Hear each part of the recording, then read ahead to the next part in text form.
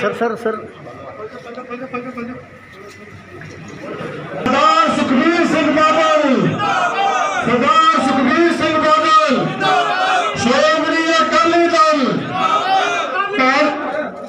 Bahujan Samaj party. मैं मानयोग प्रधान सरदार सुखबीर सिंह जी बादल साहब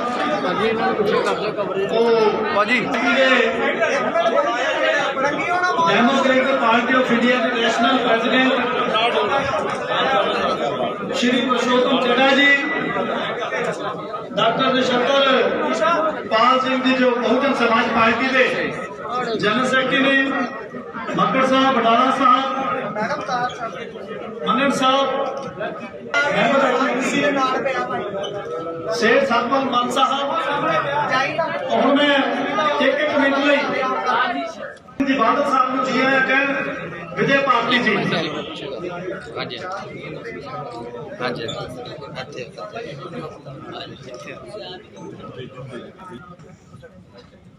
डेमोक्रेटिक पार्टी ऑफ इंडिया वालों साडे मानयोग पुरुषोत्तम चड्ढा जी के दिशा निर्देशों के उपर डेमोक्रेटिक पार्टी ऑफ इंडिया आज इत्थे अपना जो नेता जी ने हुक्म किया, श्रोमणी अकाली दल के पंजाब प्रधान साहब सुखबीर सिंह जी बादल साहब, उन्होंने इत्थे पहुंचने ते तहे दिलों धन्नवाद करते हैं। और इस दे नाल ही मैं विश्वास भी दिवाउंदा हां कि जिहड़ा ये माहौल आज बनाया गया वा, जेड़े साथियों के सहयोग और मेहनत सदका जो अज का यह माहौल देखने को मिला है, वो साडे सत्कारयोग डॉक्टर सुखविंदर कुमार सुखी जी ML, तो मैं ये विश्वास दिवाउंदा हां सरदार सुखबीर सिंह जी बादल साहब जी उन्होंने ਅਤੇ ਸਾਡੇ ਮਾਨਯੋਗ ਸਾਹਿਬ ਸ੍ਰੀ ਤੁਸੀਂ ਸਾਨੂੰ ਅੱਗੇ ਵਾਸਤੇ ਦਿਸ਼ਾ ਨਿਰਦੇਸ਼ ਦੋਗੇ ਤੇ ਅਸੀਂ ਮਾਝਾ ਤੇ ਕੀ पूरे पंजाब के अंदर माहौल बदल के रख देवांगे। और ऐसे नाल ही मैं अपने साथियों को कहांगा नारे का जवाब नारे दे नाल देना, बाबा साहब तुहाडी सोच ते चड्ढा जी संघर्ष करो, बाबा साहब तुहाडी सोच ते DPI जिंदाबाद जिंदाबाद जिंदाबाद। थैंक यू जी। बोले सोनिहा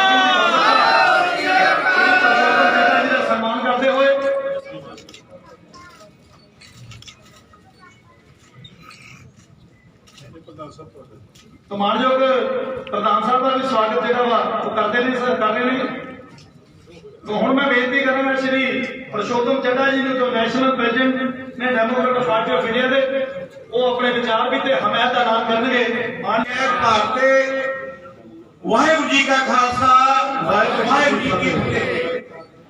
मैं सब तो पहला श्रोमणी अकाली दल दे प्रधान कौमी प्रधान मानयोगी सरदार सुखबीर सिंह जी बादल साहब उन्होंने इत्थे आके डेमोक्रेटिक पार्टी ऑफ इंडिया के वालों उन्होंने मैं धन्यवाद करता हाँ। Doctor Nachhattar Pal ji BFC general secretary, doctor Sukhwinder Kumar ji Sukhi MLA जिन्हें सारा माहौल अज पूरे पंजाब के अंदर ही 2022 के अंदर ही सुखबीर सिंह जी बादल जीरो मुख्यमंत्री बनाने के लिए डॉक्टर सुखी जी ने बड़ी अहम भूमिका निभाई है। मैं उन्होंने बड़ा धन्यवाद करांगा। पवन टीनू जी हल्का आलमपुर तो MLA उन्होंने बड़ी खास भूमिका निभाई है। मुझे सिंह जी खैरा फलौर तो MLA साहब और डॉक्टर नछत्तर पाल जी ने भी बड़ी अहम भूमिका विजय दानू जी जेडे के श्रोमणी अकाली दल के पंजाब के मीत प्रधान ਮੇਰੇ ਨਾਲ ਵਿਚਾਰ ਸਾਂਝਾ ਕਰਕੇ ਵੀ ਆਉਣ ਵਾਲੇ ਸਮੇਂ ਦੇ ਅੰਦਰ ਜਿਹੜਾ ਬਾਦਲ ਸਾਹਿਬ ਉਹਨਾਂ ਨੇ ਭੈਣ ਜੀ ਮਾयावती जी ने बहुजन समाज पार्टी के मुखी उन्होंने आने वाले पिछले दिनों के अंदर ही एक महीना पहला मेरे बड़े वीर बादल साहब जी ने पंजाब दिया ਜਿਹੜੀ विरोधी पार्टियां उन्होंने कमरी छेड़ के रख दी बादल साहब जी ने। मैं अज ही ऐलान कर देवां भी इलेक्शन का 5 महीने पे आने 6 महीने पे और अज ही डेमोक्रेटिक पार्टी जी अकाली दल बीएसपी का खुल के पूरे पंजाब के 117 हल्कों का समर्थन कर दिया, 117 हल्कों का समर्थन कर दिया।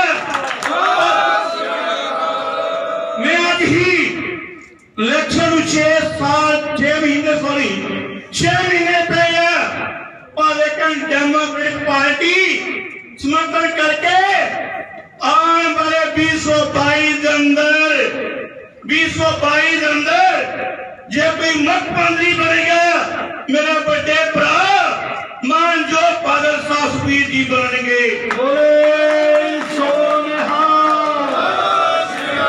क्योंकि बाबा साहब डॉक्टर BR अम्बेडकर अमर रहे, बाबा साहब डॉक्टर BR अम्बेडकर अमर रहे। क्योंकि उसका कारण की है कि अकाली दल हमेशा गरीबा मजदूर इंडस्ट्रियल एरिया नहीं क्या जिन्हें मजदूर वर्ग भरा रहे 10 भरा वापस मारा और जेड़ा कोर कमेटी देखो दूर अंदेशी बादल साहब जी की दूर अंदेशी जिथे पहला ऐलान डिप्टी सीएम दत्त भाईचारे कह तक बनेगा जेड़ा आज 70 साल की आजादी तो बाद किसी भी पार्टी ने 10 मानू बंदा मान नहीं दिता जिन्ना मान मेरे बेटे भरा सुखबीर बादल भाजी ने डिप्टी सीएम बना के दिता। श्रोमणी अकाली दल DSP की leadership Shri Purushottam Lal Chadha ji Punjab Democratic party of India के प्रधान उन्होंने सारी टीम उन्होंने सारे वर्कर सारे आए मैं फतेह अर्ज करता वाहिगुरू जी का खालसा वाहिगुरू जी की फतेह। श्रोमणी अकाली दल का मकसद पंजाबियों को इकट्ठा करना, सारे वर्गों को इकट्ठा करना, सारे धर्मों को इकट्ठा करके एक वधिया पंजाब का सूबे सरकार देना। जे 5 बार बादल साहब मुख्यमंत्री इसलिए बने क्योंकि पंजाबियों को बादल साहब के जबान से पूरा विश्वास है। साहब प्रकाश सिंह बादल जो भी मुख्यमंत्री बनते वो गरीब की दलित परिवार की बैकवर्ड जो परिवार उन्होंने व्यापारियों की जो जो मुश्किल होंगी जो जो उन्होंने मन च भावना होंगी वो समझते ते नाल ना हल करते। जिन्नियां भी सहूलतां अज पंजाब विच मिल रही हैं भावें आटा दाल भावें शगन है भावें पेंशन है भावें 200 यूनिट बिजली के मुफ्त है SC/BC भाईचारे SC स्कॉलरशिप लड़कियों को साइकिल मैं कहना नौजवानों को खेडन पर जो जो भी मिलता सी सारी सब प्रकाश सिंह बादल इस सरकार दिते जाते या शुरू किए। साहब प्रकाश सिंह बादल की सोच जो मैं कल भी जिक्र किया उन्होंने कोशिश हुई कि सारे धर्मों के जो पवित्र स्थान है उन्होंने बहुत खूबसूरत बनाया जाए। भगवान वाल्मीकि जी का पवित्र स्थान राम जी ने जाके देखो कितना खूबसूरत 300 करोड़ रुपए लाके बनाया। बड़ा अफसोस इस गल का पिछले 4 सालों के अंदर उसे बुरा हाल कर गुरु रविदास जी महाराज का पवित्र स्थान कलालगढ़ वास्ते बढ़िया काम शुरू करके बड़ी तेजी काम शुरू करता, पर ਜਦੋਂ ਦੀ ਕਾਂਗਰਸ ਸਰਕਾਰ ਆਈ ਹੈ ਇੱਕ ਇੱਕ ਨਹੀਂ ਹੈ। ਦੁਰਗਿਆਨਾ ਮੰਦਰ ਚ ਵੀ ਬਹੁਤ ਵਧੀਆ ਪਲਾਨ ਕਰਕੇ 100 ਕਰੋੜ ਦਾ ਪ੍ਰੋਜੈਕਟ ਵਧੀਆ ਚਲਾਇਆ, ਪਰ ਹੌਲੀ ਜਦੋਂ ਦੀ ਸਰਕਾਰ ਬਦਲੀ ਕੰਮ ਬਹੁਤ ਫੇਰ ਹੋ ਗਿਆ। ਆਹ ਫਰਕ ਹੈ ਇੱਕ ਸੱਚੇ ਪੰਜਾਬੀਆਂ ਦੀ ਸਰਕਾਰ, ਇੱਕ ਬਾਹਰਲਿਆਂ ਦੀ ਸਰਕਾਰ। ਸ਼੍ਰੋਮਣੀ ਅਕਾਲੀ ਦਲ ਪੰਜਾਬੀਆਂ ਦੀ ਪਾਰਟੀ, ਤੁਹਾਡੀ ਆਪਣੀ ਪਾਰਟੀ ਹੈ। ਅਸੀਂ ਤੁਹਾਡਾ ਦੁੱਖ ਦਰਦ ਜਾਣਦੇ ਹਾਂ, ਸਮੱਸਿਆ ਜਾਣਦੇ ਹਾਂ। कि केजरीवाल जान सकता है अपनी समस्या, कि सोनिया गांधी जान सकती है अपनी समस्या? वो अपना हिसाब देख के फैसला करते हैं, असी अपने पंजाब को देख के फैसला करते हैं। पंजाबियों के आज पुरुषोत्तम चड्डा जी जिन्होंने डेमोक्रेटिक पार्टी ऑफ इंडिया बनाई, काफी देर की गरीब परिवारों में अंदर जाके उन्होंने मुश्किल सुनते सी ते करते सी। एक बढ़िया नेक इंसान, बड़ा वधिया प्रभाव उन्होंने का दुआबे गरीब जनता में उन्होंने आवाज बने माझे छड़ी ते होर जगह जगह ते खास करके वाल्मीकि समाज की आवाज बन के अब बहुत अगे उन्हें खड़े। मैनू बड़ी खुशी है कि वो श्रोमणी ने अपनी सारे समर्थन सारी टीम नाल फैसला किया कि अज ऐसी पंजाब में गरीब किसान मजदूर की व्यापारी की दुकानदार की सरकार बन लगी है कि इस करके आप फुल सपोर्ट असी इस सरकार को देना है। कि मैनू बड़ी खुशी है कि मैं कह सकता सानू बहुत बड़ी ताकत हुण मिल चुकी। पहले बीएसपी आने नाल बहुत बड़ी ताकत मिली, हुण डेमोक्रेटिक पार्टी ऑफ इंडिया ने पूरी सपोर्ट का बहुत मिलूगी। तो मैं इको ही पंजाब में बेनती करना है, पंजाब को बचाना ते अपनी सरकार बनाइए। जे पंजाब को कला अपनी सरकार अपने लोगों की सरकार बना जाती है, ना केजरीवाल वाले ना सोनिया गांधी अपना पंजाब को भला सोच सकती है। तो इस करके मैं उन्होंने टीम दर्शन सिंह गिल पंजाब प्रधान पार्टी के सोहन लाल बैंस जनरल सकत्तर, विजय भारती पंजाब प्रधान यूथ विंग पंजाब के, संजय नरेंद्र सिंह भट्टी सारे जो उन्होंने नाल आए तो बाकी उन्होंने सारे अहदेदार आए हैं। मैं उन्होंने पूरा धन्यवाद करता, उन्होंने जी आए कहना ते पूरा विश्वास होना है पुरुषोत्तम लाल जी को सरकार बनते जो थोड़ी भावना सुपने है, थोड़ी अपनी सरकार होगी, जो थोड़े सुपने आके दसो असं पूरे करेंगे। सारे का मैं बहुत बहुत धन्यवाद। हूँ कोई प्रेस ने कोई सवाल पूछना है तो मैं हूँ प्रेस पंजाब पंजाबी की अपनी सरकार बने। श्रोमणी अकाली दल का खास करके मेरा निशाना एक है कि पंजाब किसी हालत असी अमन शांति भंग नहीं होने देवांगे, भाईचारक साझ भंग नहीं होने देवांगे। कई पार्टियां भरावां नूं लड़ाउंदियां, वो निशाना अकाली दल का नहीं। अकाली दल का भरावां नूं जोड़ना।